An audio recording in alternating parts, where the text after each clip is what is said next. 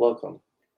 I wanted to give a brief update for October, kind of where we're at with the MidnightBSD project, what's going on, plans for the next release, just a general overview of where we're at the moment.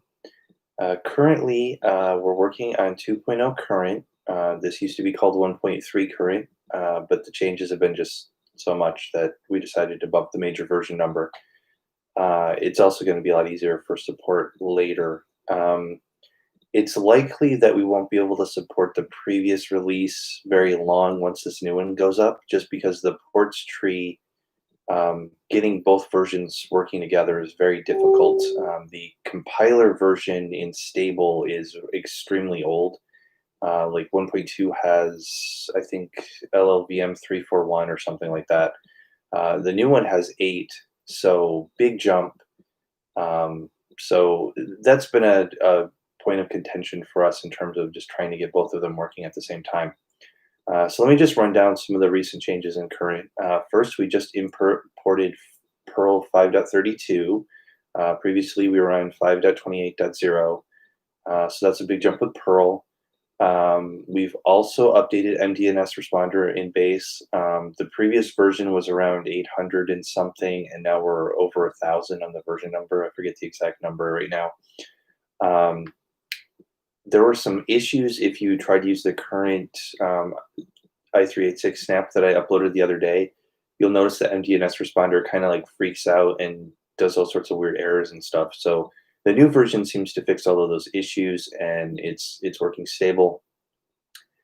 The next thing that we know is an issue is there's been a couple bugs found with the import package manager lately, plus some longstanding issues that need to be addressed in general. The delete all command, for example, isn't working right now. Like, you actually have to run it a couple times because it's not getting subdependencies in the right order. So there's still some kind of just dependency tracking kind of stuff that we need to work on.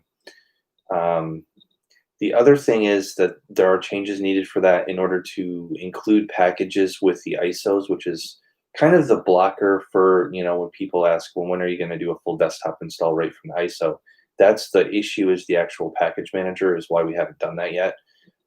There's still a lot of work actually that needs to get done on that guy. So in terms of ports, our big blocker for doing the release at the moment is mesa-dri. So the current version in ports is from 2018. It's really old. It works with LLVM 4, and we can get it to build on stable, but on current it fails to build because LLVM is unavailable. If you have an old package of LLVM, then it will build. So like if you install 1.2 LLVM, then you upgrade, and then you kind of play around with your import master index file to trick it to think it's a 2.0 package, it will work. But that's not a good user experience, obviously. So what we're doing right now is we're trying to upgrade the Mesa ports. Everything except mesa-dri can build in a newer version, like a 2019 release of it. The blocker there is that we actually need a newer version of LLVM in ports to do the video card piece of that. So there's kind of like target architectures, and some of them are like AMD GPUs. And so the LLVM releases we have in ports right now are too old for that. So like the latest one is LLVM 7, and the system compiler in current is actually newer than that. So we need to import some newer versions of LLVM. So work's underway to do that right now. As far as the release schedule goes, we're hoping to do a release this month or early next month right now. It's still pretty early, and it's entirely dependent on how quickly the message changes get done. As soon as that works, I'm going to do a package build and see where we're at. And if we're pretty close, we probably will just do a 2.0 release without updating the package manager too extensively, a few bug fixes, but that's about it. And then for 2.1, I'm going to target the actual desktop features in the package manager and getting that done. The reason that I'm separating that is 2.0 has been a massive update. So for those of you that aren't familiar with the MidnightBSD model, what we've ended up doing in the last 10 years is pretty much like pulling in a bunch of stuff from FreeBSD every so often. It's not really what I intended when I started the project. I wanted it to be a pure fork, more like Dragonfly or OpenBSD or something like that. But in practice, there haven't been enough developers for us to do that. So we've actually been pulling in like large parts of FreeBSD every so often. So stable is effectively based on FreeBSD 10 stable from a certain point. It's around 10.4. Whereas current is actually based on FreeBSD 11 stable from right before the 11.4 release. So it's a whole major FreeBSD cycle later, basically. So we've pulled in a bunch of stuff, and then I've been reapplying the MidnightBSD kind of changes, customizations, extra, features, and so on to the release. So I've been working on this since February. So it's been a lot of work, and we're pretty close to doing a release. There's been a lot of effort to improve, graphics compatibility and get the updated drivers in, a new compiler, which has been the #1 blocker. When folks complain about, oh, you don't have a certain web browser, or you don't have this or that, the #1 reason we don't have those things is compiler, because we need a system compiler to be updated first.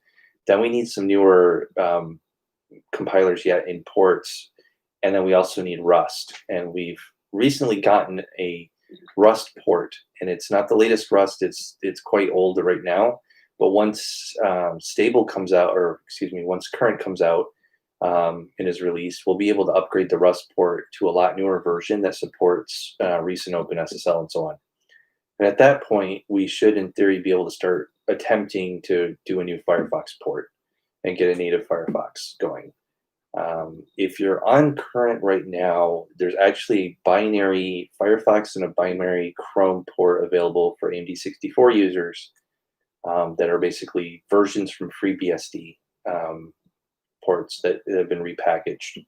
So if you use one of those guys, you can run Firefox or Chromium and have a semi-recent web browser at least. The Firefox package has been a lot more reliable in my experience. The Chromium one is really sensitive to a lot of different libraries, versions and stuff. And if for some reason it doesn't start 9 out of 10 times, there's like a missing symlink that you need to do for the library to kind of work around something. So the best thing that I recommend is that you start it from the terminal, and then you can see the error messages and figure out what the problem is if for some reason it's not working.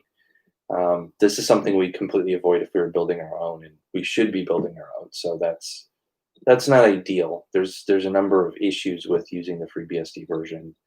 #1 being that they have their own developer keys for some of those things, and it's not very nice for us to be doing that. So I would like to see that get fixed. So if you're interested in porting browsers, please do. That would be really helpful to me. There's a lot of critical ports that are lacking in MidnightBSD that people want for desktop use, and I could always use the help. One more port thing, we have VLC recently got added to mports, so there isn't a package available yet for that, but you can build it from ports. And some of the optional things aren't working, like that you can turn on very well, but the default options it should build and work great on. I tested on current extensively, and I believe it also works on stable, so you can do that. Another topic that we've had come up recently is architecture support. It's obvious that ARM is becoming it's gotten a little past trendy to maybe actually happening for desktop use. Obviously, it's the king in mobile and tablets and things like that, embedded devices. But there's been a lot of effort on mobile, and there's been a lot of effort in the last few years kind of to get it as a server platform.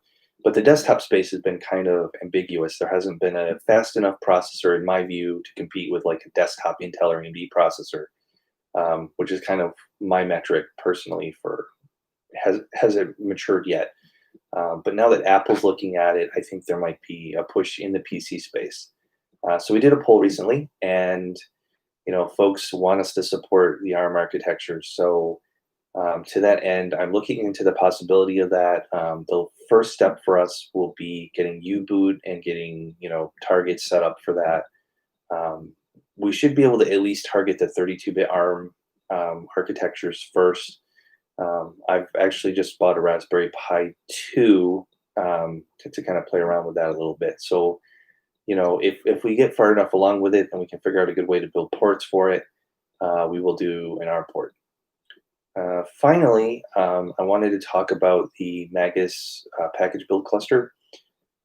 We recently upgraded the hardware on that, so we were getting to a point where it was taking about 4 days to do a package build, which is a very long time for us. So we have, at the time we had about 4,000 packages. We've had a big surge in the past month. We're almost at 5,000 now that we attempt to build. So we needed more hardware. So I purchased an Intel 10700 and was able to upgrade the older, I believe it was a KB Lake era chip, like a 7700 before. So we replaced the motherboard and processor. We went to an NVMe M2 SSD. Previously, it was on a hard drive, and that runs on VMware ESXi. So we have a bunch of MidnightBSD installs on top of that. So at this point, we have 32 gigs of RAM. I just put in an Intel 10 gigabit network adapter, so it has 10 gig to our file server now. And then we've also doubled our internet connection recently. So those three things together, our build times have gone down to about a day and a half for 3,500 packages. So that's on current. We're hoping to maybe get that up, maybe do some tweaking and get that going a little faster.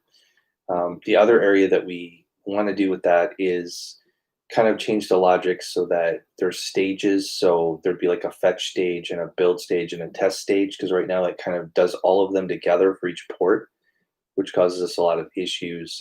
We have to turn off tests a lot in ports because of that, which is not ideal at all. And the fetch phase, what we'd like to do is introduce a cache there, because right now it's actually fetching the source code every time that it builds, which is ridiculous. And it was always like that. And, when we first built it, it was kind of a shortcut and we didn't think it would be a big deal. And the nodes were distributed in such a way where it was convenient to do that. We didn't have central storage.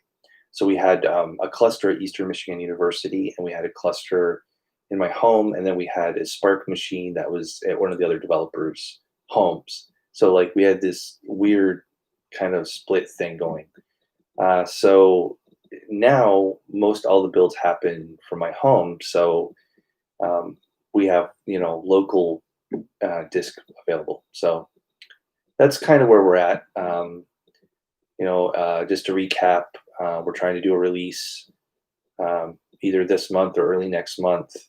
We're working on Mesa and LLVM updates in the ports tree so that we're able to do that, and also some fixes for the import package manager. Yeah, thanks for watching.